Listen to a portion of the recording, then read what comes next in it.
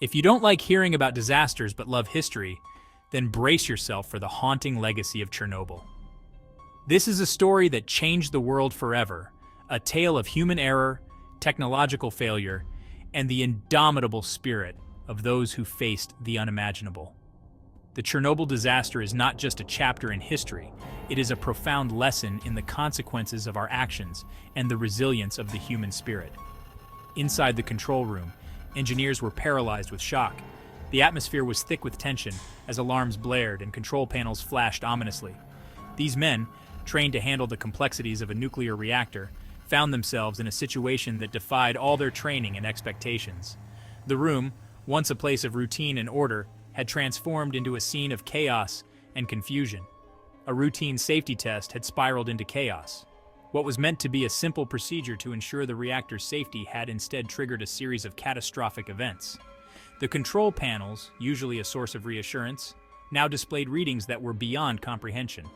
The engineers, despite their expertise, were helpless as the situation rapidly deteriorated. A flawed reactor design and operator error triggered a catastrophic power surge. Safety mechanisms failed. The reactor, designed with inherent flaws, was a ticking time bomb.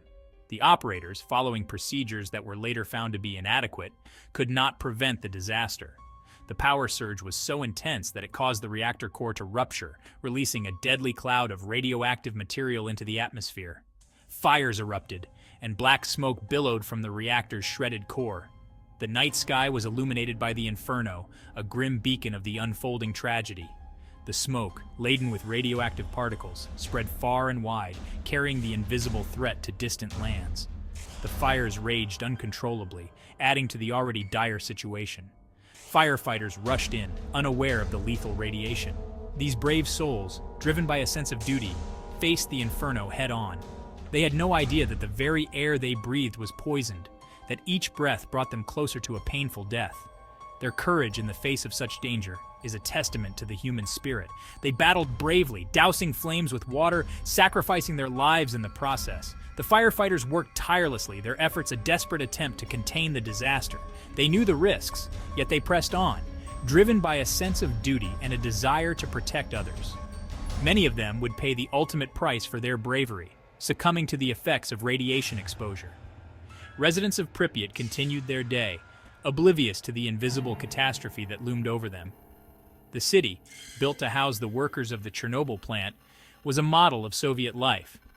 Families went about their daily routines, children played in the streets, and life seemed normal. Little did they know that their world was about to be turned upside down. It was only the next day that evacuation orders were given. The delay in communication and the initial downplaying of the disaster meant that precious time was lost. When the orders finally came, they were met with confusion and disbelief. The residents were told to pack a few essentials and leave their homes, with the assurance that they would return in a few days. Families boarded buses, told they'd return in a few days, a promise that was never kept. The evacuation was hurried and chaotic, with people leaving behind their belongings, pets, and memories. The buses, filled with anxious faces, drove away from the only homes they had ever known. The promise of a quick return was a cruel lie, as the radiation levels made it impossible for them to ever come back. Pripyat was left to decay, becoming an eerie ghost town. The once vibrant city, with its schools, parks, and bustling streets, was now a silent witness to the disaster. Buildings stood empty, their windows broken, and their interiors covered in dust. Nature began to reclaim the city, with plants growing through the cracks in the pavement and animals roaming the deserted streets. The Soviet government scrambled to contain the disaster. The initial response was marked by confusion and denial, as officials struggled to grasp the magnitude of the situation. Emergency meetings were held, and plans were hastily drawn up to mitigate the damage. The government's handling of the crisis would later be criticized for its lack of transparency and the slow dissemination of information. 600,000 workers, known as liquidators, were sent to clean up the radioactive debris.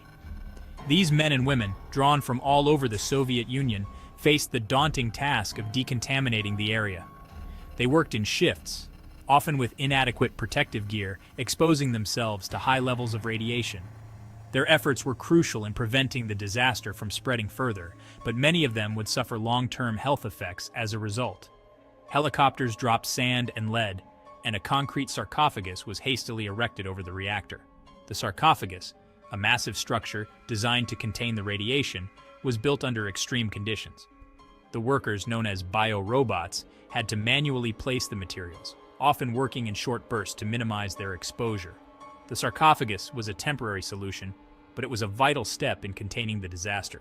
But the damage was done. The reactor, now encased in concrete, was a stark reminder of the catastrophe. The surrounding area, once teeming with life, was now a desolate wasteland. The environmental impact was severe, with radiation contaminating the soil, water, and air. The long-term consequences of the disaster would be felt for generations. 400 times more radiation than Hiroshima had been unleashed. The scale of the disaster was unprecedented, with radiation levels far exceeding those of the atomic bomb dropped on Hiroshima. The invisible threat spread across Europe, with radioactive particles detected as far away as Sweden and the United Kingdom. The health implications were staggering, with an increase in cancer rates and other radiation-related illnesses. In the years that followed, the long-term effects became tragically clear. Thousands of people, including the liquidators and residents of the surrounding areas, developed serious health issues. Thyroid cancer, leukemia, and other radiation-induced diseases became alarmingly common. The psychological impact was also profound, with many survivors suffering from anxiety, depression, and post-traumatic stress disorder. Thousands perished from radiation-related illnesses, and vast lands were rendered uninhabitable. The exclusion zone, a 30-kilometer radius around the reactor, remains off-limits to this day. The once fertile land is now a barren landscape, with radiation levels too high for human habitation. The disaster not only claimed lives, but also displaced entire communities, leaving a lasting scar on the region. Chernobyl stands as a stark symbol of human error and technological failure. The disaster exposed the flaws in the Soviet nuclear program and highlighted the dangers of cutting corners in safety protocols. It also served as a wake-up call for the global community, prompting a re-evaluation of nuclear safety standards and the implementation of more stringent regulations.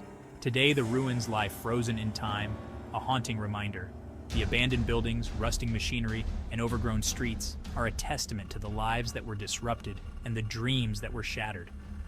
The site has become a place of pilgrimage for those seeking to understand the magnitude of the disaster and pay their respects to the victims.